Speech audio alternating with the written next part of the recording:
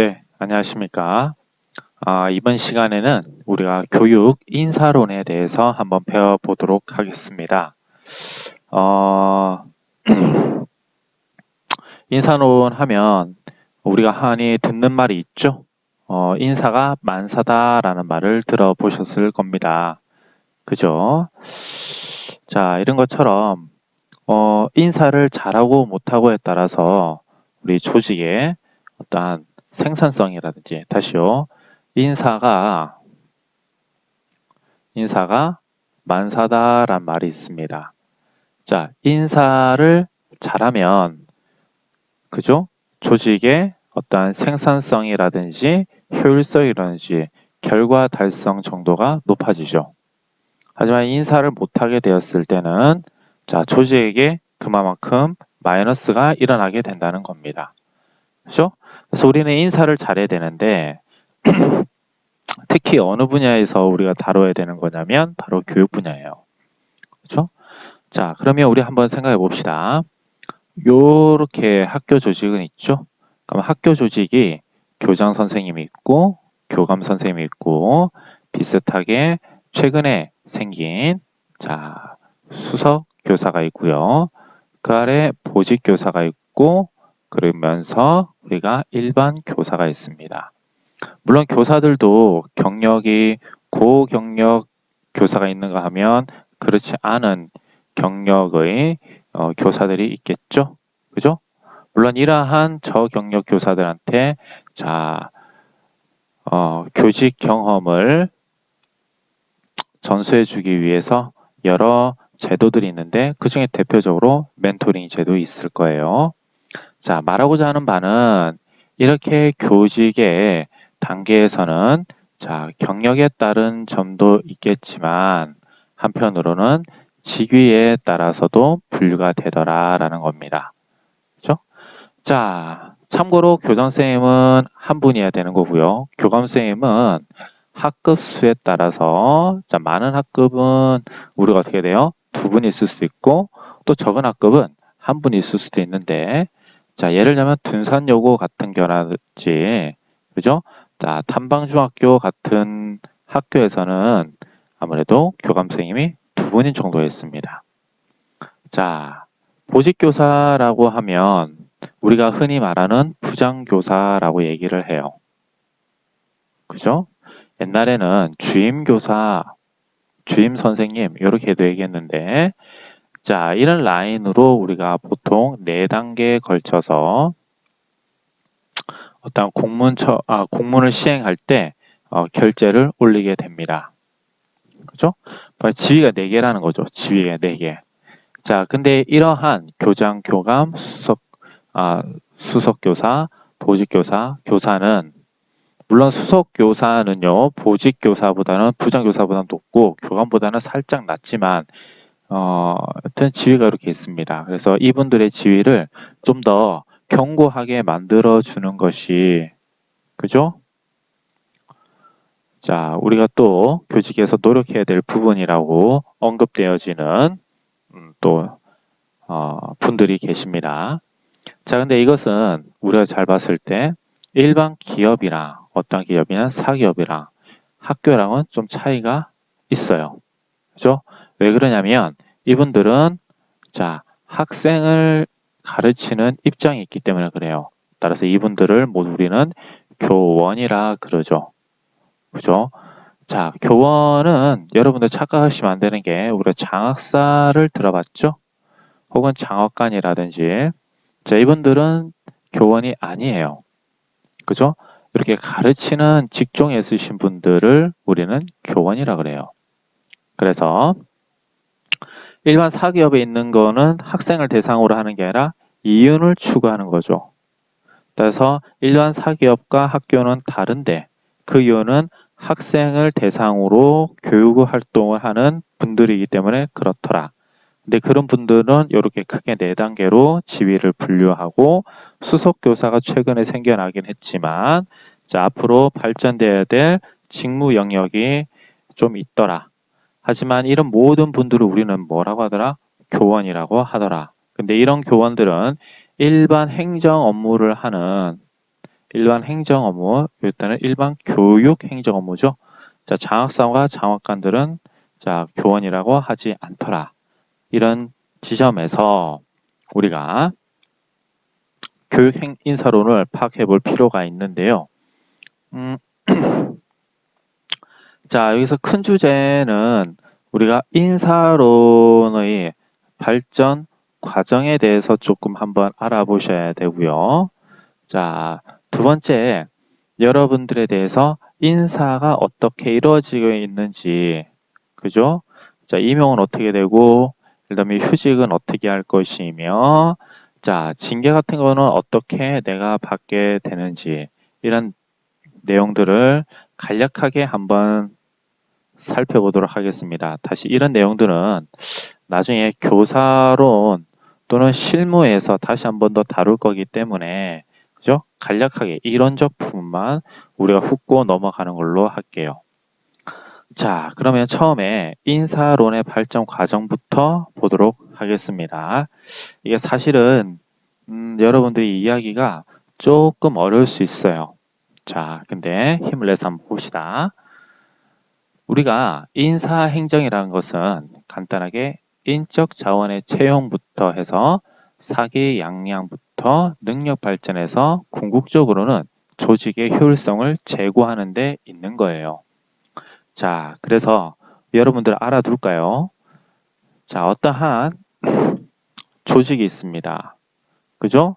어떠한 조직이 있어요. 이게 예를 들면 뭐 현대라든지 뭐 삼성이라든지 이런 사기업뿐만이 아니라 학교, 뭐 초등학교, 중학교 뭐 이런 학교를 우리가 모두 조직이라고 하죠. 여기에 개인이 들어갑니다. 이걸 우리가 임용이라 그래요. 그죠? 그러면 임용이 되기 위해서는 개인의 능력을 발전해야 되겠죠? 그래서 개인 능력 발전이라고 그래요. 그래서 조직에 들어와서 보면 개인이 또 이 조직에 책임감을 가지고 해야 될 역할들, 그 우리가 직무라고 그래요. 그죠? 그래서 개인의 직무 발달을 조직 내에서 해야 될 뿐만이 아니라 개인들이 모여서 이 조직이 발달되는 것이 있어요. 자, 우리가 이것을 조직 발달이라고 얘기를 합니다. 그래서 Organization Development에서 OD라고 표현을 해주기도 해요. 그죠? 자, 이러한 개인의 직무 발달은 보통 OJT라고 하는데, 그죠? 자, On the Job Training 이라고 보시면 돼요. 그죠? On the Job Training. 자, 직무 발전이에요. 그죠? 개인이 직무 발전. 물론 이 OJT가 요즘에는 자, Off the Job Training에서 Off JT라고도 요즘에는 합니다. 왜냐하면 이때 오프라는 것은 그죠? 자, 어떤 직장 내에서 하는 거와 직장 밖에서 하는 거 다시요. 여러분들 이런 용어들은 좀 알아둬야 돼요. 직장 내에서 하는 훈련은 우리가 OJT라고 하고요. 그죠? OJT. 자, 직장 밖에서 하는 업무들이 있어요. 일명 외주를 주는 거죠. 이것은 오프 JT라고 합니다. 이런 용어들 같은 경우는 자, 우리가 교육학에서 많이 다루지는 않지만 자, 어디에서 좀 다루냐면 평생교육학이라든지 또 여러분들이 교양으로 들을 수 있는 인적 자본론에서 자본론이라든지 이런 데서 좀 다루는 용어들이에요. 그래서 이거 좀 잘 알아둘 수 있도록 하는데요. 이렇게 개인의 발전이 임용되기 전에 이루어져야 되는 거고 임용이 되었을 때 개인 발전뿐만이 아니라 개인 발전이 서로 모아져서 조직 발달도 되더라. 그래서 OJT, OFJT, 다음에 OD 이런 것들을 알아두셔야 됩니다. 이런 용어들을요. 자, 이렇게 하는 것이 우리가 뭐라 하면 바로 능력 발전뿐만이 아니라 사기 악량이 되는 거죠. 그래서 이 조직이 좀 더 커지게 된다, 더 커지게 된다. 이것이 결국에는 조직의 효율성을 제고하는 거라고 얘기할 수 있습니다. 이해가시죠? 이런 용어들 잘 알아둘까요? OJT라든지 OFJT라든지 OD라든지요. 그래요. 이건 조직 발달, 이건 회사 내의 개인 직무 직무 연수. 이것은 직장 밖의 직무 연수. 좋아요. 자, 그러면 이러한 교원 인사 행정론에 어떤 기능이 있을 텐데 당연하죠. 유능한 인재를 유치해야 됩니다. 이러기 위해서는 우리는 임용 고시를 보죠. 그죠? 시험을 봐요. 임용 시험을. 어떠한 교원 임용 시험을 보죠. 자, 뿐만이 아니라 이러한 기능, 바로 인간의 가치 존중뿐만 아니라 능력을 발전시키기 위해서 근무 의욕을 유지시켜 준다라는 뜻이에요. 그죠? 자, 다시 볼게요. 어떠한 조직에서 장이 되기 위해서는 그죠? 노력을 해야 돼요. 노력을 해서 발전을 해야 됩니다. 이러한 발전의 어떠한 직무 발전 단계를 규정해 놓는 것이 어떻게 보면 교원 인사 행정이에요. 다시 말하자면 교장 선생님이 되기 위해서는 이러한 일들을 해야 돼요 라고 해놓음으로써 어떤 교사가 의욕을 가지고 그 일들을 계속적으로 하게 되는 거죠. 그죠? 그래서 근무 의욕을 유지시켜 주는 것이 바로 교원 인사 행정론이다. 다음에 개인의 목적과 조직 목적을 조화해서 조직의 활력을 부여해 주는 것이다 라고 볼 수 있습니다. 여러분들 이렇게 볼까요? 자, 어떠한 조직에서 자, 여기 있습니다. 어떠한 부장교사가 그죠? 예를 들자면 교감 선생님으로 승진하기 위해서 부원들과 함께 어떤 연구 노력을 한다라고 해봅시다. 그죠? 자, 그러면 이 부원들 개인의 노력이 있어야 되겠죠? 어떻게 되는 거예요? 개인의 노력. 그러면서 부장교사도 노력하는 거죠? 이렇게 부장교사가 노력하면 어떻게 됐어요? 이 조직에 서로 뭡니까? 시너지 효과가 나겠죠? 자, 그러면서 조직 활력에 부여가 되는 거라고 보시면 됩니다. 자, 그렇다면 이런 교직의 유형에는 뭐가 있느냐라고 보는데요. 일반 사기업 이윤을 추구하는 것이 아니기 때문에 자, 교원이기 때문에 이렇게 세 가지로 나눠볼 수 있어요. 하나는 성직자와 전통적인 교직관이에요. 당연하죠. 왜 그러겠습니까? 자, 교육의 어떤 근대화의 발전에 그죠? 토대를 마련했던 것이 종교였잖아요. 그죠? 기독교에서 우리가 미션 스쿨 같은 거 보면 많이 느낌이 오시죠? 자, 이거 봉사로서 소명의식이 강조되는 교직관이다라고 할 수 있어요. 그죠? 또 노동직관이에요. 교사는 노동자로서의 권리 의무를 이행함으로써 교원의 지위 향상을 도모할 수 있다고 본다라고 되는데 노동상권이 보장되어야 한다라고 주장해요. 자, 결론부터 얘기하자면 우리는 노동 이권만 보장이 돼요. 그죠? 단체 행동권은 안 돼요. 그죠? 왜냐하면 교사가 파업을 하면 될까요? 교사가 파업을 하면 누구한테 손해가 갑니까? 바로 학생들한테 손해가 가는 거죠. 그러면 교사의 원래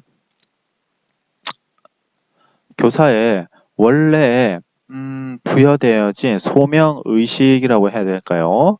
자, 이것은 학생 가르치는데 오히려 학생한테 손해를 가기 때문에 이게 교사가 단체 행동으로 해서 파업하는 것을 막도록 법에서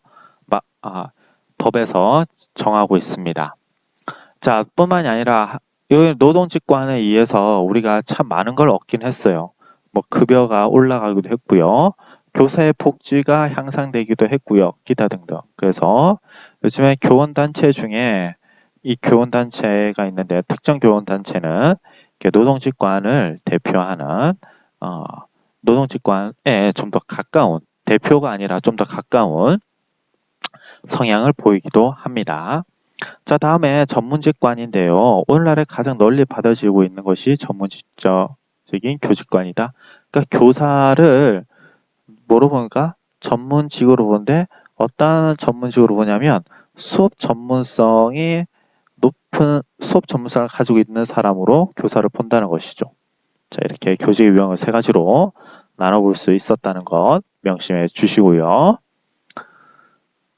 자, 계속 한번 가보겠습니다. 그러나 이런 인사론은 굉장히 전문적으로 이루어져야 되고 과학적이면서도 적극적, 기술적, 신축적 이렇게 또 다양하게 하지만 모든 사람은 어울릴 수 있는 통합적으로 또한 광범위하게 이루어져야 된다라고 하는 특성을 가지고 있어요. 자, 그러면 큰 틀에서 정부 인사 행정과 우리가 기업 인사 행정에 대해서 조금 나눠볼 수 있어요. 그죠? 자, 정부 인사 행정은 비시장성이죠. 그죠? 당연하죠. 여러분들 당연한 거 아니겠습니까? 그죠? 자, 정부 인사 행정은 공익이고 기업은 이익을 내야 돼요. 그래서 수익성과 경제성을 바탕으로 두고 있는 거다라고 보시면 되고요. 자, 그러면 법에 의해서는 재량이 굉장히 적어요. 왜냐하면 법에 의해서 공무원들이 그죠? 자, 공무원들이 법에 의해서 해야 되는 겁니다. 그죠? 하지만 기업에서는 이익이 나면 어느 정도 자율성을 가지고 할 수 있다라고 말을 하지요. 따라서 자, 좀 더 법정주의에 가깝더라. 정치성은요. 자, 정치적 권력 영향이 크고요. 정치 개입을 배제하려고 하더라라고 되어 있습니다.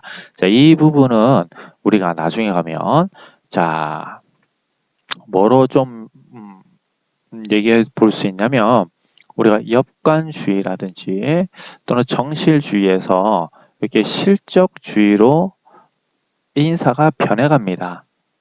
인사가 변해가거든요. 자, 이게 대략 우리가 1880년대라고 보시면 되고요. 그 이전을 이제 역관 정실주의라고 보시면 돼요. 그죠? 자, 이런 내용들은 좀 이따 배울 거예요. 자, 그럼 제약성 측면에서 보자면 정부의 인사행정은 공익적 평등성, 계속성을 가지고 있는 데 반해서 기업은요, 영리를 추구해야 되는 거고 시장에 맞아야 되는 거죠. 그리고 임의로 바꿀 수도 있고 변화시킬 수도 있어야 되는 것. 자, 이런 점에서 좀 차이가 있더라라는 겁니다. 자, 그러면 우리가 인사론에서 크게 세 가지 변수를 나누는데요. 임용하고 능력 발전하고 사기 관리라는 겁니다. 자, 이건 여러분 인사론에서의 핵심이라고 보시면 돼요. 누구를 뽑을까? 언제 뽑을까? 어떻게 뽑을까? 그죠? 누구를 승진시킬까? 언제 승진시킬까? 어떠한 요인으로 승진시킬까? 자, 이 사람은 어디로 배치할까? 왜 배치할까? 그죠? 자, 이런 것들에 대한 내용들이 다 있습니다. 자, 여러분들 참고로 전직과 전보는 좀 달라요. 좀 이따 배우시겠지만, 자, 교감이 됐을 때는 승진입니다. 다시요. 이게 무슨 말이냐면, 자, 이게 학교가 있고요. 교육기관이죠. 자, 협의 개념입니다. 자, 여기는 교육청이에요. 여기는 교육행정기관이죠. 그죠? 자, 아래에서 위로 수직적으로 올라가는 건 우리가 승진이라 그래요. 그죠? 자, 당연히 교사가 교감되는 건 승진이에요. 그죠? 자, 그러면 여기 자, 교감이 이렇게 장학사로 갑니다. 자, 교육기관에서 이게 교육행정기관으로 기관을 달리하죠? 이것은 뭐라 합니까? 전직이라 그래요. 이해가십니까? 자, 근데 이 중학교에서 예를 들면 A 중학교에서 B 중학교로 이렇게 다른 학교로 갑니다. 이걸 우리가 전보라 그래요. 그죠? 그래서 동일 기관 내에 움직이는 걸 전보라 그러고, 그죠? 다른 기관으로 가는 걸 우리가 전직이라 그러고, 직을 바꾼다는 거예요. 직무. 그죠? 자, 그리고 같은 계열로 이렇게 올라가는 걸 우리가 승진이라 그런다. 라는 측면이죠. 자, 그리고 사기 관리의 보수는 얼마를 줘야 되고, 이 보수도 여러 가지가 있죠. 자, 나중에 배우시겠지만, 여러분들 뉴스에서 보시면, 뭐, 시간의 수당이다라는 것들도 바로 이 보수의 개념으로 보셔야 되고요. 그다음에 고충관리라든지 인사상대 연금 이런 것들이 쭉쭉쭉 나온 것이 바로 사기 관련이 되어 있는 요인들입니다. 자, 그렇다면 이 내용을 바탕으로 자, 본격적으로 인사론이 어떻게 발전되어 가는지를 한번 살펴보시죠. 네. 자, 우리가 19세기와 19세기 말을 이렇게 조금 나눠볼 수 있는데요. 그죠? 자, 그러면 봅시다. 자, 여기 보시면 19세기니까 1880년대 이전과 이후 이렇게 나눠주시면 돼요. 자, 그 이전에는 왕이 있었죠? 왕이 그냥 인사를 하는 거예요. 근데 우리는 이제 왕을 생각하지 마시고요. 근대부터 생각을 한번 해봅시다. 자, 공직을 임용하는 데 있어서 자, 정치적 인사기라고 할 수 있고 19세기 말은 고전적 인사기라고 할 수 있어요. 자, 그러면 여기 봅시다. 정치적 인사기에서는 역관주의와 정실주의가 있습니다. 패트로네이지를 우리가 정실주의라고 하고 역관주의를 spoil system이라고 얘기를 합니다. 역관주의는 어디에서 발전이 되었냐면 미국에서 발전이 되었고요. 정실주의는 영국에서 발전이 됐지만 둘이 비슷합니다. 자, 우선 역관주의부터 보죠. 이 spoil이라는 단어가 나옵니다. 그죠?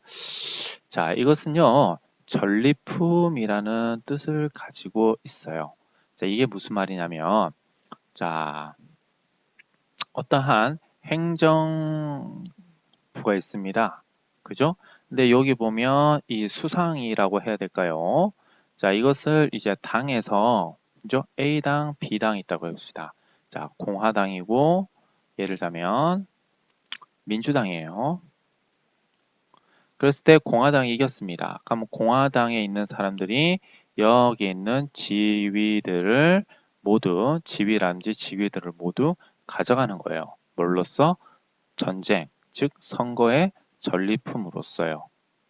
자, 그러면 그러한 일들이 언제 발생이 되었냐라고 하면 1829년 잭슨의 공직 경질제 때부터 나타난 거예요. 잭슨 대통령이 되자마자 여기서는 수상이 아니라 대통령이 되겠죠. 영국에는 수상이고요. 자, 좀 모르겠습니다. 영국에서는 수상이고 미국에서는 대통령이에요. 즉 우두머리, 선거의 우두머리가 되면 요 지위를 모두 다 가져간다. 자, 그래서 미국에서는 공직 결정제인데요. 여기 있는 공직들을 모두 다 한꺼번에 내보내게 되는 겁니다. 그리고 자기 사람을 이렇게 채우게 되는 거죠. 자, 이건 어떻게 되는 거예요? 정당 정치의 산물이 되는 거죠. 따라서 공화당이냐 민주당이냐에 따라서 사람을 누구로 채울 것이냐가 달라지는데 이것은 그 정당 정치의 산물이 되는데 이것은 공화당에 있는 사람들이 이런 자리를 얻기 위해서 굉장히 당에다가 충성을 하게 되잖아요. 그죠? 자, 그리고 뭡니까? 당에 충성을 하게 되고 또 한편으로 공약 추진과 행정 책임을 구현한다라는 것은 공약을 했는데 공약 실천을 못했어요. 그러면 공화당이 예를 들자면 뭐 이런 공약을 펼쳤는데 이걸 하지 못했어요. 그럼 이 사람들이 나가게 되겠죠? 그럼 이 사람들 다시 돌아서 이 자리를 차지해가지고 그 다른 공약에 대해서 시민들의 의견을 반영하게 되는 거죠. 따라서 행정 책임을 구현하게 된다라고 얘기할 수 있습니다. 자, 이와 비슷한 것들이 연구에서는 정실주의로 나타냈는데 정실주의는 초기와 후기로 조금 나눠볼 수 있어요.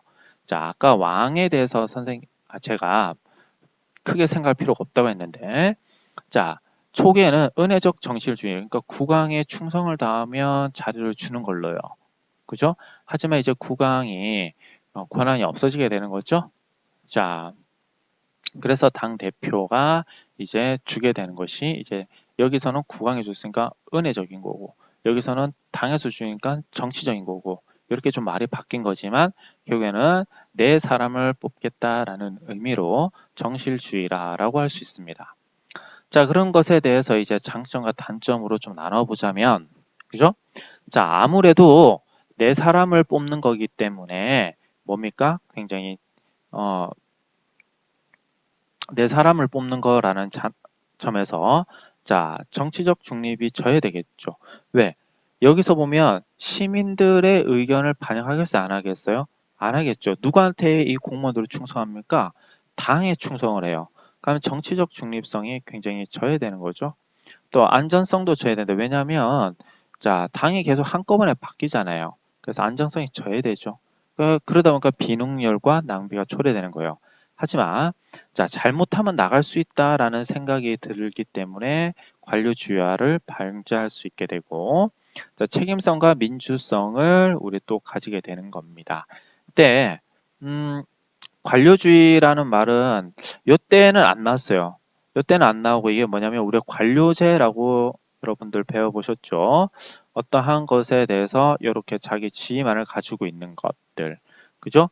자, 그런 것들이 이제 큰 의미가 없다는 거예요. 그죠? 자, 그런데 이러한 시기를 거쳐서 자, 1883년도에 자, 펜들러턴법이 나오는데요. 펜들러턴법이라는 것은 능력 중심으로 이제 사람을 뽑자라는 것이에요. 그래서 이때는 실적, 즉 merit system, 능력과 자격을 바탕으로 다시 여기서는요. 정의 우선이었는데요. 아니다. 여기서는 merit, 자, 실력이 우선이다 라고 하는 겁니다. 그죠? 자, 어떤 사람에 대해서 가지고 있는 실력, 요게 우선이 돼야 된다라고 얘기하는 거죠. 자, 그러면 실적주의에서는 우리가 두 가지로 좀 나눠볼 수 있는데요. 직무 중심과 인간 중심으로 좀 나눠볼 수 있습니다. 그죠? 자, 역시 이것도 나눠보기를 미국에서는 직위 분류제로 조금 분류가 되고요. 영국에서는 계급제로 되겠어요. 왜 그럴까요? 자, 미국에서는요, 귀족이 많았겠어요? 적었겠어요? 없겠죠. 근데 영국에서는 귀족들이 있었을까요? 없었을까요? 많았어요.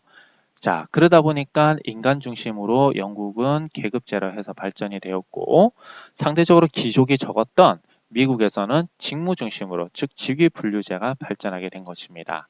하지만 기본적으로 직위 분류제나 계급제는 실적을 바탕으로 두고 있더라라는 뜻이에요. 그래서 우선 직위분류제를 먼저 보시면 펜들레턴법이 1883년도에 일어났는데 능력 중심의 임용이 되는 것이고 인사위와 공채와 개방형을 가지더라라는 뜻이에요. 반면에 이 영국에서는 추밀월령이에요. 자, 추밀원이라는 어떤 기관이에요. 이게 행정과 사법의 통합되어져 있는 기관입니다. 그죠? 그러니까 지금으로 말하자면 우리가 인사위인데 그죠? 인사위, 그러니까 추밀원이라는 기관이 좀 더 큰 기관이에요. 근데 지금으로 말하면 사람을 추천하니까 인사위, 자, 중앙인사위원회와 비슷한 게 아니겠는가라고 생각을 하시면 됩니다. 자, 1855년도와 1870년대 이제 추밀원에서 이게 령을 발표한 거예요. 법을 만든 겁니다. 이렇게. 그죠? 자, 그래서 인사위를 설치하고 공채 계급 분류론을 설치하자라고 해서 이 인사에서 이제는 능률에 맞게 또는 전문가를 가지고 자율적으로 운영할 수 있는 중립성을 가진 자, 인재를 채용하자라고 한 겁니다. 물론 여기 펜들레턴법도 똑같아요. 자, 하지만 여기 생각해 보세요. 여기는 공무원들이에요. 자, 전문가라고 합시다. 전문가 공무원들인데 이분들은 외압에 흔들릴까요? 안 흔들릴까요? 당이라든지 또는 시민의 요구에 흔들리지 않겠죠. 그러다 보니까 굉장히 중립적이죠. 왜냐하면 국가가 나한테 돈을 주는 거지 이 사람들이 돈을 주는 게 아니잖아요. 그죠? 그리고 자율성을 가지고 능력적으로 중립성을 가지고 일을 합니다. 하지만 시간이 지나면 소극적으로 변하게 되고 자, 내가 나가지가 않으니까 지위 보전하니까 경직적이 되는 거죠. 그리고 형식적으로 변화되는 것이다 보고 자, 우리끼리 잘 이제 노동조합도 생기게 됩니다. 공무원 조합. 공무원 조합이 생기면 아무래도 공무원들이 집권을 하게 된다라는 거죠. 자, 이렇게 좀 생각하시면 돼요. 그래서 대응과 책임성, 이때 이 대응과 책임성이라는 것은 시민의 요구를 얼마만큼 잘 받아들일 수 있는가에 대한 얘기입니다. 자, 여러분들 여기서 조금 착각하시면 안 되는 게요. 여기에서 이렇게 발전이 되어 간 거잖아요. 그죠?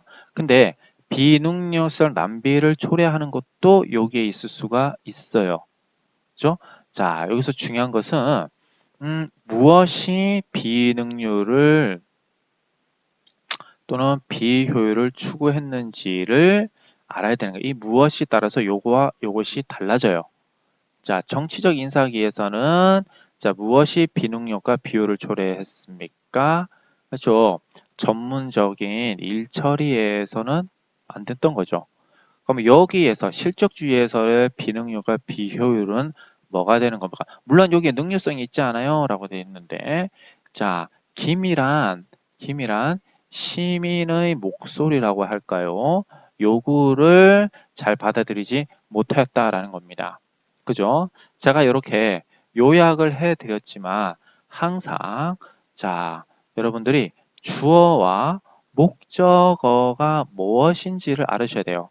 이때 정치 중, 자, 안정성 저인데 무슨 안정성을 저해했냐라는 거, 그죠? 조직 안정성이죠. 이런 식으로 아셔야 되는 겁니다. 좋습니다. 자, 그렇다면 이를 바탕으로 해서 좀 내려오시면 이제는 신고전 인사기가 됩니다. 이제는 아까 뭐라고 했어요? 인사가 이때는 인사위도 설치하고 공채와 계급 분류를 한다고 했었죠? 어디에서요? 영국에서요. 그죠? 자, 그러니까 이러한 인사위가 좀 더 커져서 행정부에서 뭐를 가지게 되더라? 권한을 가지게 되더라라는 겁니다. 이게 직권성이죠. 그죠? 권한을 가지게 되더라. 자, 그러다 보니까 인간 중심의 인사 행정이 발전하게 된 거고, 자, 이렇게 되는데 여기에서 여러분들 하나 알고 계셔야 되는 게 또 있습니다. 자, 여기에서는 1880년이고요. 여때는요, 1930년으로 보는데 이게 뭐냐면, 여기에는 과학적 관리론이 있어요. 다시요. 자, 여기는 과학적 관리론입니다. 그죠? 자, 이게 인간을 위주로 하는 곳으로 바뀌게 되거든요. 자, 여기는 베버라든지, 자, 타일러라든지, 자, 이런 사람들이 있거든요. 그러니까 투입이 되면 항상 산출이 되는 게 맞는데, 인간을 뭘로 보더라? 투입을 인간을 기계로 보더라 라는 뜻이죠. 마치 인간을. 자, 다시 인간을 부품으로 보더라 라는 뜻이죠. 소모품으로요. 그죠? 그래서 이때는 공식 조직만을 인정해 줬는데 실제로 알고 봤더니 인간은 정에 이끌리더라 라는 것이죠. 그죠? 다시 말하자면 마음이 좀 더 중요하게 되더라. 그래서 자, 사기와 심리적 요인을 고려하고 비공식 집단을 고려하는 이제 신고적 인사기가 들어오게 되는 겁니다. 자, 그러면 자, A 여기랑 B 고전 인사기랑 C 다시요. 자, 인간도 좀 다뤄야 되고요. 인사 행정도 좀 발전했고요. 그 다음에 정치에 의해서 자리가 바뀌게 되는 것들도 보였기 때문에 정치, 행정, 인간 모든 것들을 혼합해서 이제 1950년대는 적극적 인사기, 적극적 인사 행정이 일어나는 겁니다. 그래서 역관주의, 실적주의, 인간주의가 합쳐져서 이제는 적극적인 인사 행정이 되는데 여러분들 보시면 이렇게 되어 있는 거죠. 장관이 있고 차관이 있습니다. 그죠? 자, 이걸 우리가 정무직이라고 하는데요. 자, 그 더 큰 조직 위에는 뭐가 있습니까? 대통령이 있어요. 대통령이 이분들을 임명을 합니다. 근데 대통령은 뭘로 돼요? 선거에서 되죠. 그죠? 자, 이 선거에서 되는 것이기 때문에 뭐라고 할 수 있습니까? 자, 이것은 뭐에 가깝더라? 우리가 미국에서 발전되어지는 역관주의와 비슷하더라. 그러니까 대통령이 장차관을 임명을 하죠. 이게 역관주의예요. 하지만 자, 우리가 이렇게 9급, 7급, 5급 이 급은 언제 발전됐다고 했어요? 자, 1870년대 영국에서 발전됐다고 했었죠. 자, 5급, 7급, 9급은 공채 형식으로 들어오죠. 그죠? 또는 전문가 집단도 들어올 수 있습니다. 그죠? 자, 이 사람들은 우리가 뭐라고 할 수 있어요? 실적주의라고 할 수가 있죠. 자, 그 다음에 들어와서 계속적으로 승진하려고 노력하고 훈련을 받습니다. 이거 인간 중심으로 이루어진 거죠. 사기 진작 같은 거요.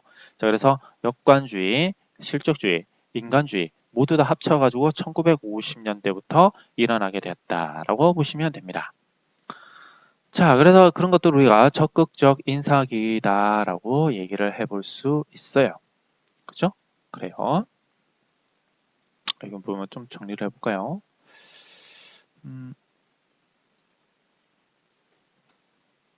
자, 그러면 우리가 본격적으로 구체적으로 좀 더 역관주의가 정실주의에 대해서 한번 알아보도록 하겠습니다.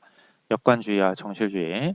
물론 우리 역관주의라는 것은 어디에서 일어났댔어요? 미국에서. 자, 정실주의라는 것은 영국에서 일어났다 했었죠. 자, 그래서 정치적 충동도의 정당이 얼마만큼 되고 있는가에 따라서 대폭 경질됐는데 조금 차이가 나는 부분은 정실주의에서는 역관주의와 다르게는 소폭 교체였다라는 것, 이 정도는 조금 알아두시면 될 것 같아요. 그래서 자, 이런 식으로 해서 3대 제퍼슨에서 6대 모네로에서 7대 잭슨으로 이렇게 공직이 발전되었다라고 여러분들이 보시면 됩니다. 그래요.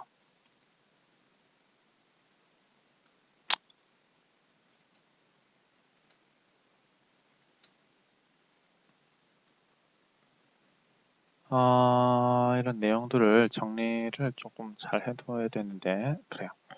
자, 그러면 이러한 발전 역관주의라는 이제 정신주의 발전 요인, 자 발달 요인 둘 다니까 굳이 이렇게 쓸 필요는 없죠. 네. 자, 보시면 행정 기능의 단순한 소극성, 그러니까 전문적 지식 능력 요구하지 않고 다원주의 사회로 감으로써 민간 중심의 행정으로 발전되었다라는 것이 되겠죠. 그죠? 자, 왜 다원주의 사회가 될까요? 왜 그러겠습니까? 자, 미국은 그 당시 때 다민족 국가였던 것이죠. 그래서 그냥 다원주의 이렇게 보시면 돼요. 자, 대통령 지지 세력 확보 수단, 의회 대통령제의 견제가 컸고 이것이 정책 추진 지원 세력이 필요했던 것이더라 라고 얘기를 해주시면 될 것 같습니다. 그래요. 이 내용들은 여러분들이 쭉쭉 보시는데 무엇보다도 중요한 것은 이러한 발달 요인에 앞서서 이 순기능과 역기능에 대해서 좀 여러분들 알아두셔야 돼요. 그죠? 자, 뭐 정당 정치가 발달하거나 평등 이념을 구현했다거나, 그죠? 이때 왜 평등 이념이 구현됐겠습니까? 자, 아무리 무식한 사람이라도 그 정당이 이기게 되면 그 정당에서 나눠주는 자리를 갖게 되는 거죠. 무식해가지고 내가 시험으로 보면 갈 수 없는 자리를 얻게 됐다는 점에서 평등 이념이 구현되었다라고 얘기하는 겁니다. 자, 관료제가 쇄신되었다라는 말은 뭐예요? 딱딱한 관료제에서 민의를 받아들이지 못하였는데 민의를 받아들이게 되었다. 그래서 특권을 방지하게 되었다. 이런 식으로 알아두시면 되고요. 정치적 리더십이 유연하면서도 아주 강력하게 요구되었고 민주통제가 한편으로 강화되었다. 이때 민주통제가 강화되었다는 말은 자, 사람들이 원하는 정책을 책임성을 가지고 정당이 운영하도록 하였다라는 측면입니다. 자, 하지만 행정의 비효율도 가지고 오게 되었고 기획 균등이 저해되었다. 자, 이때는 실력이 없는 사람도 들어가는 것이 평등 이념이 구현되었다는데 왜 여기서는 기획 균등이 저해된 거예요? 그렇죠. 어떻게 보면 실력이 있는 사람은 시험으로 갈 수 있는 자리를 빼앗긴 거잖아요. 그런 측면에서 기회균등이 저해되었다. 이렇게 해서 실질적인 기회균등이 되지 못하였다라고 할 수 있고요. 자, 한 번에 많은 자리가 한꺼번에 나기 때문에 안정성이 저해되었다라고 할 수 있고 정치, 즉 정당의 행정부에 있는 공무원들이 충성을 하기 때문에 정치적 중립이 저해되었다. 이런 식으로 여러분들이 순기능과 역기능을 정리하시면 될 것 같습니다. 자, 이념은 여러분들 이렇게 나와 있는데요. 크게 중요하진 않지만 이런 식으로 대략적으로 정리를 해두시면 될 것 같아요. 자, 그러면 실적주의 이제 가보죠. 공직, 임용, 인사관리 기준을 세워서 개인의 능력과 자격, 성적 등을 공직 임용에 척도로 사용하더라라는 것입니다. 그죠? 자, 그러면 역관주의 이런 것들은 아무래도 시험 성적에 의해서 임용이 되기 때문에 객관적이면서도 합리적이고 통제 중심적인 인사 제도가 되다라는 뜻이에요. 그죠? 자, 이때 통제 중심이라는 것은 능력이 없으면, 쉽게 말하자면 능력이 없으면 해고된다. 뭐 이런 식으로 여러분들이 알아두시면 돼요. 그죠? 자, 이러한 역관주의의 그렇다면 역관주의의 폐해가 있었고 정관정치의 변질이 있었고, 반면에 행정국가가 등장함으로써 역관제가 포기되어지고 이렇게 수립이 되었더라라는 겁니다. 그럼 이제 개방형 실적주의와 폐쇄적 실적주의라고 나왔는데요. 뭐 특히 뭐 어려운 것은 아니고 방금 제가 말씀드렸듯이요. 펜델레법에 의한 것이 이거고, 그죠? 자, 반면에 추밀 원령에 의해서 발전된 게 이거더라 라고 여러분들이 보시면 돼요. 그죠? 여기 보면 추밀 원령이 폐쇄적 실적주의에서, 왜 폐쇄적이라고 했을까요? 귀족들이 아직은 있었으니까요. 그래서 1870년대 추밀월에서 만든 어떤 원령에 의하자면 자, 인사권을 강화하고 공개 경쟁 시험을 치렀지만 시험을 치를 수 있는 계급이 좀 차이가 있어요. 자, 우리도 뭐가 되겠습니까? 조선시대에 보시면, 자, 대과에 응시할 수 있는, 또는,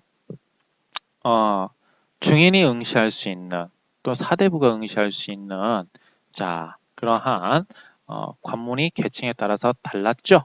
마찬가지입니다. 그죠? 이렇게 좀 생각하시면 되고요. 특징으로 하면 공무원 중심 사회가 되고 신분 보장을 하였다라는 뜻이고요. 자, 근데 직무 중심 개방형이다 보니까 그 직무를 못하면 나가야 돼요. 그래서 조금 안정성은 영국에 비해서 미국이 좀 떨어졌습니다. 그래서 직업공무원제 확립에 기여하지는 못하였다라는 뜻이 되겠죠. 왜냐하면 실력이 없어 나가야 됐기 때문에 그걸 직업으로 삼기에는 조금 애매했죠. 그죠? 자, 그래요. 그래도 전반적으로 보시면, 자, 공개 경쟁 시험이 됐고 인사권이 직권화가 되어서, 왜냐하면 인사위원회, 중앙인사위원회 같은 걸 만들었으니까요. 그리고 자, 당에 충성하지 않는, 그래서 정치적 중립성을 구사하게 되었고 공무원의 신분을 보장하게 되었다. 물론 이전에 비해서 역관제와 정실주의에 비해서 공무원의 신분이 보장되었다는 것뿐이지 저 완벽하게 그렇게 그저 정년을 보장해 준 건 미국에서는 아니었다라고, 하지만 영국은 정년까지도 보장해 줬다라고 생각해 주시면 됩니다. 그래서 과거보다는 신분이 보장되었다라는 측면으로 보시면 될 것 같아요. 자, 이런 것에 대해서 이제 실적주의에 대해서 순기능과 역기능이 나오는데요. 여러분, 이 시점에서 제가 하나 말씀드리고 싶은 게 있는데, 이것을 왜 할까요? 그죠? 이걸 왜 할까요? 다시요. 우리가 역관주의와 또 정실주의와, 자, 이거와 발전되어 있는 1880년 합시다. 자, 미국, 영국. 자, 여기서는 뭐 추밀 원령에 의해서 실적주의죠. 온실주의, 온정주의. 여기도 추밀 원령이 나오게 되고 펜델렛법이 됩니다. 자, 이렇게 하면서 여기서 장점도 있고 단점도 있고요. 단점이 여기서는 장점이 되고 여기서의 장점이 여기서는 단점이 되죠. 그죠? 자, 이걸 왜 배울까요? 이걸 왜 배울까요?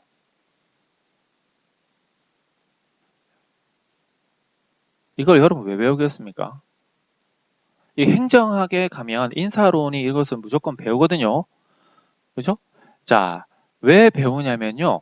이러한 것들을 바탕으로 현재의 자, 인사행정에 대한 비판적 사고를 가져라는 것이죠. 그죠? 자, 우리는 특히 교원 인사에 대한, 그렇습니까? 그죠? 그래서 예를 들면 장학사를 뽑을 때 또는 교감으로 승진을 할 때 또는 교사를 신규 채용할 때 어떻게 채용해야 되냐라는 거죠. 그죠? 자, 그런 내용들에 대한 배경 지식을 얻기 위해서 이 인사행동론을 역사를 어떻게 보면 이런 역사를 배우는 겁니다. 이해가시죠? 자, 그러니까 여러분들이 공부를 하시면서 이걸 왜 배우는지에 대한 내용을 알지 못한다면 아무래도 소기의 성과를 거둘 수가 없을 겁니다. 그죠? 예, 여러분들이 조금 이런 것들에 대해서는 비판적인 생각을 좀 가지고 현재의 교육 인사 시스템이 어떻게 적용될 수 있을지에 대해서 한번 알아보시면 됩니다. 자, 그래서 우리가 여기 보면 기여 요인과 위험 요인으로 이렇게 나와 있죠. 그죠? 기여 요인은 뭐가 되는 겁니까? 실적주의는. 자, 청교도적 윤리라는 거 소명의식이라고 하는데요. 실적 업적에 따른 보상이 된다. 개인주의와 평등주의, 과학주의, 분리주의, 일방주의 뭐 이런 것들이 나타났더라 라는 거. 그죠? 하지만 위협주의는 어떻게 되더라? 이런 것들이 나타나더라. 그죠? 자, 그래서 이런 것들에 대한 어떠한 바탕을 여러분들이 기존의 역관주의, 정실주의, 펜델레트법이란지 실적주의로 나타나게 되었다는 걸 알아두시면 될 것 같아요. 자, 그러면 우리가 중앙인사기관은 무엇이 있는지 한번 보도록 해보겠습니다. 자, 왜 중앙인사기관을 마련해 놓을까요? 자, 중앙인사위원회 우리 이렇게 한번 보시면 자, 우리나라도 이렇게 있었죠? 네, 2008년도에 이제 조직 개편하면서 그 기능이 이제 행정안전부로 이관이 되었는데요. 있었어요. 그러면 다른 나라에도 이렇게 있습니다. 자, 그러면 이게 무엇이냐? 정부 전체 인사행정 및 전문적, 직권적으로 총괄하는 기관이다라는 뜻이 되겠죠. 자, 그래서 각 부처 인사기관, 예를 들면 총무처 같은 데는 포함하지 않는다라는 뜻인데요. 이게 무슨 말이냐면 이런 거죠. 예를 들자면 중앙인사위원회가 있고요. 자, 여기 보면 행정안전부, 건설부, 교육부. 여기 보면 이렇게 뭐가 있습니까? 인사부서가 있어요. 총무처. 그죠? 이거와는 별도로 여기에서 하나를 둔다는 것이죠. 물론 여기서 이제 사람 뽑아서 이렇게 분배를 해주겠죠? 그죠? 그래요. 이런 것들은 왜 이렇게 나냐면 국가 기능이 확대되면서 공무원 수가 증가돼요. 지금 보시면 올해 교원만 하더라도 한 4,500만 정도 뽑거든요. 굉장히 많이 뽑는 중등 교육만 하더라도 이렇게 뽑는데 그렇게 어떻게 보면 많이 뽑는 거죠. 그죠? 자, 또 독립적인 인사행정입니다. 그래서 공정하고 중립적인 인사 기능이 필요하고 직권적인 인사행정, 전문적, 통일적, 일관적인 인사가 가능하도록 하기 위해서요. 또 공무원의 권익보호 및 실적주의 확립을 하기 위해서도 필요한 겁니다. 그죠? 자, 실적주의 확립 후에는 또 분권화가 필요한 거죠. 그래서 중앙인사위원회가 나중에 가서는 궁극적으로는 그 전문직에 따라서 또 다른 위원회가 또 생기게 됩니다. 물론 이제 우리나라는 아직까지 그 정도는 발전하지 못하였고요. 자, 직업 공무원제 확립이 됐는데 신중하고 공정한 인사 정책을 실현하게 되더라. 하지만 이런 것에 대해서 이제 장점만 있는 것이 아니라 한편으로 단점도 있는데 자, 그 인사위원회에서 결정되면 그대로 따라야 되기 때문에 외부 통제가 곤란하게 돼요. 자, 실질적 독립성 확보가 곤란하게 되는데 이 말이 뭐냐면 위원회의 장이 바로 대통령이 혹은 수상이 임명하는 사람이에요. 그럼 실질적으로 뭐가 되는 겁니까? 독립되어진 단독 기구가 아니라는 거죠. 자, 그러니까 권한과 책임의 분리가 또 안 된다는 거예요. 그렇죠? 이게 무슨 말이냐면 권한과 책임을 서로 분리를 해줘야 되는데 자, 그런 것이 융합되어 있다는 겁니다. 그죠? 잘못 인사를 하면 그 인사를 추천했던 사람은 나오게 되는 거죠. 그런 식으로 해요. 그래서 독립성이 조금 없고 자, 직권성이 됩니다. 기관장의 사기가 저하되죠. 그러다 보니까 적극적 인사행정이 곤란해지고 인사행정의 경직화가 일어나고 반면에 누가 그렇게 사람을 추천했는지 몰라요. 예를 들면 책임 소재가 불명확하게 되고 또 사람 뽑는데 굉장히 시간이 오래 걸리니까 시간과 경비가 소요되고 의견 타협화를 하다 보니까 아주 최적의 대안을 오히려 못하게 되는 경우도 있다는 것입니다. 정책의 통일성이 또 부족하게 되더라라는 거예요. 자, 이런 것들을 한번 쭉쭉 읽어보시면 될 것 같습니다. 자, 기능이 나왔는데요. 준입법적 기능, 준사법적 기능 기획과 집행, 감사, 공급, 보좌 기능 등을 다루고 있더라라는 것입니다. 뭐 어려운 내용은 아니었습니다. 자, 이런 것들은 이렇게 좀 정리를 할게요. 자, 이렇게 정리를 하더라도 괜찮을 것 같으니까요. 오케이. 자, 그러면 공직 분류를 한번 보겠습니다. 우리가 공직 분류는 국가공무원법에서는 일반직과 특정직으로 나누지요. 그죠? 자, 특정직은 우리가 예를 들면 뭐 검사라든지 군인 이런 것들이기 때문에 군인은 우리 여러분들 계급 정년제가 적용이 된다라고 알죠. 그죠? 자, 우리는요. 일반직이라는 것은 1급에서 9급이에요. 그죠? 근데 자 보세요. 교원은 국가공무원법에서 경력직이 아닙니다. 교원은 특수경력직이에요. 그죠? 그러면 특수경력직에 이렇게 나와 있죠. 우리 단순 노무하는 거 아니죠. 고용직 아니에요. 시간제 채용계약직 아니죠. 요즘에는 이게 생겼죠. 시간제 공무원이라고요. 시간제 공무원, 시간제 교사라도 좀 있습니다. 자, 근데 별정직. 자, 우리 별정직이지요. 그죠? 자, 정무직은 선거에 의해서 주는 거 아니죠. 자, 요거죠. 별정직은 검사라든지 판사 또는 뭐 의사가 보건소에서 이제 과장으로 취임해야 될 때가 있거든요. 그럴 때는 뭐 이렇게 별정직 공무원입니다. 교원도 역시 별정직이에요. 그죠? 여기 보시면 별도의 법정 자격 요건 교사가 필요한 거죠. 교원 자격증이 있어야 되죠. 공정성과 김성 특별 신임 요구가 된다라는 뜻이에요. 그죠? 자, 그래서 인사청문이 있는데 이것까지는 여러분들이 아실 필요까지는 없고요. 누구를 해야 되는지에 대한 내용인데요. 뭐 그렇습니다.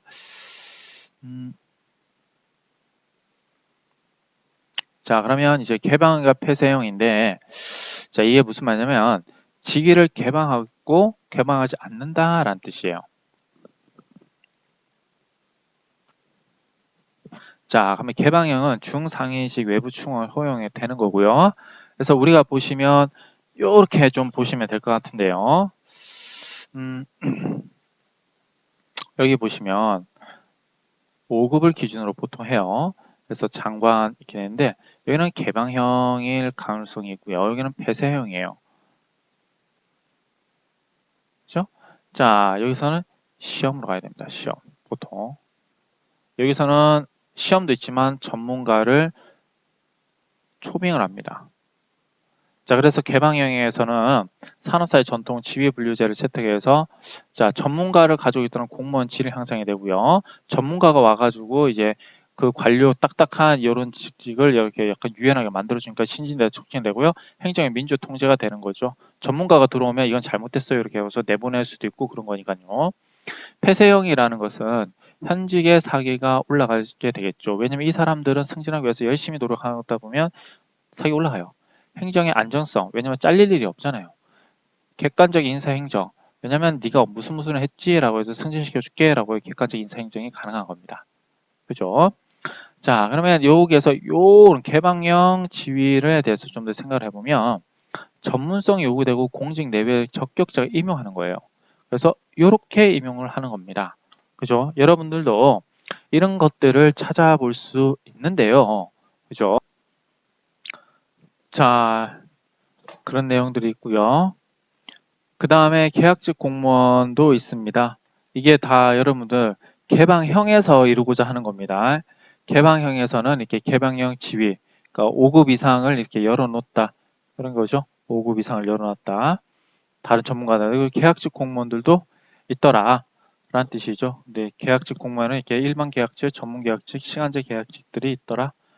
자, 민간 취업 휴직 제도라는 뜻이에요. 그죠? 그 정부에 있는 공무원들이 그러니까 민간에 취업해서 능력을 조금 키운다라고 보시면 돼요. 근데 여기서 정부 투자 기관은 들어가지 못한다라는 것 한번 알아두시면 될 것 같습니다. 최대 3년이다. 이렇게 하시면 될 것 같고요. 직위 공무 제도도 있고요. 부천에 이제 경쟁을 해주는 거죠. 자, 그러면서 개방형 지위와 계약직. 어떻게 보면 개방형 지위도 기간이 5년 정도 있고요. 그죠? 계약직도 5년의 기간을 주는 임시직이에요. 어떻게 보면. 그죠?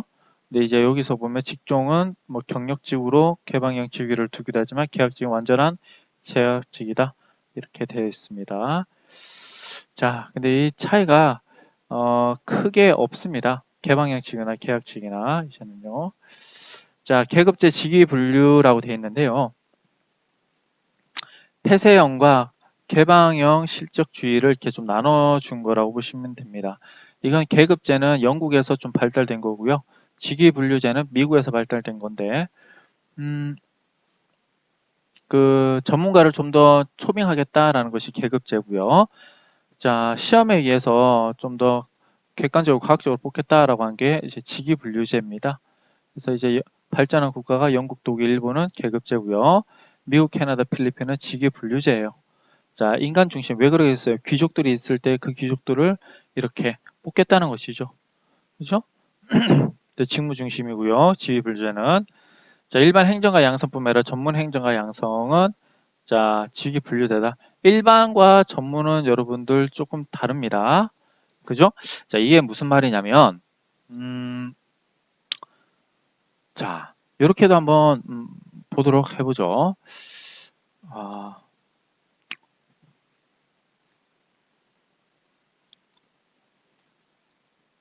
예, 지금.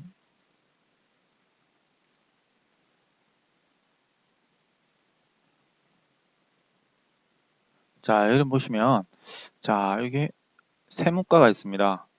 세무과에 예를 들면 조세과도 있고요. 징수과도 있고 법인세과 있고 재산세과 이렇게 쭉 있습니다. 이 과장들 있잖아요. 이분들이 보통 5급이거든요. 그죠? 5급이에요. 근데 이분들 중에는 세무 행정직도 있지만 그죠? 일반 행정직도 있어요. 자, 이때 일반 행정이라는 것은 general 하다라는 뜻이거든요. 그죠? general 하다. 자, 이 말은 뭐냐면 여기저기에도 다 쓸 수 있다라는 뜻이에요. 하지만 여기는 전문행정가죠. 그죠? 자, 이게 조금 차이가 난다라고 보시면 됩니다. 그러니까 세무과의 모든 세무직 5급만 봐야 돼라고 하는 것은 전문행정가 양성에 따른 것이고요. 아니, 일반직도 좀 놔도 돼라고 하면 일반 행정가 양성을 보시면 됩니다. 그죠? 자, 보세는 생활급이고 여기는 직무급이 되겠죠. 9급과 8급과 7급에 따라서 달라요. 여기는요. 자, 경력에 따라서 다릅니다. 이건 직위에 따라서 달라지고요. 우리는 경력과 직위를 좀 동시에 보고 있죠. 월급을 줄 때. 자, 신축적이고요. 얘는 비신축적이고요. 자, 여기서는 일반 행정가니까 자, 세무과의 일반 과장이 또 건설과에 와가지고 일반 과장님이 될 수가 있는 거죠. 근데 여기는 세무과의 세무행정 공무원이 건설과에 오면 아무도 모르겠죠. 그래서 여기서는 비신축적이고 여기는 신축적이다. 여기서는 장기 안목이고요. 여기는 단기 안목이더라. 뭐 인사 계획이 그런 거죠. 자, 일반 지식과 교양을 강조한 반면에 여기서는 전문 지식을 강조하더라라는 뜻입니다. 그죠? 자, 여기서 보시면 여러분들 인사 계획이 장 단기가 나오는데요. 이게 뭐냐면 여기에서 세무과에서 잘하시는 분을 건설과에 가가지고 조직을 좀 더 잘 키워볼 수 있다는 것이죠. 그러면 세무과도 높아지고 건설과도 효율이 높아지더라. 라고 했을 때 이건 장기적으로 조직 전체가 더 발전되는 거 아니겠냐. 이런 의미예요. 그죠? 근데 여기서는 뭐 어떤 겁니까? 세무과 자체적으로 우선 발전해야 되는 거예요. 전문성이. 그죠? 우선 전문성이 발전돼야 되는 겁니다. 예를 들면 지금 양도세를 뭐 하고 있습니까? 세무과에서 막 부과를 해야 되는데 이 양도세를 전문적으로 부과할 수 있는 전문가가 필요한 거예요. 이건 그 조직의 효율을 따지기도 하겠지만 우선은 요 떨어진 업무를 충실하게 해야 될 필요가 있거든요. 그래서 단기 안목은 직위분류제에 좀 더 가깝다라고 보시면 됩니다. 자, 그래요. 자, 그렇게 해서 개방형 직위분류제에 대해서 한번 알아봤습니다. 자, 그럼 이제 또 한번 쭉쭉 한번 가볼까요? 네, 계급제도 있고요. 자, 이런 것들은 여러분들 그냥 한번 보시면 돼요. 9급, 8급, 7급을 이렇게 행정직군에서는 이렇게 부르더라라는 뜻이죠. 시설직군에서는 이렇게 부르더라. 이렇게 알아두시면 돼요. 그래요. 자, 한번 보시고요. 이제 우리가 좀 쉰 다음에 이제 교원의 능력 개발에 대해서 휴직은 어떻게 하고 임용은 어떻게 되고 이런 행정 사항에 대해서 한번 배워보도록 하겠습니다. 자, 고생했습니다.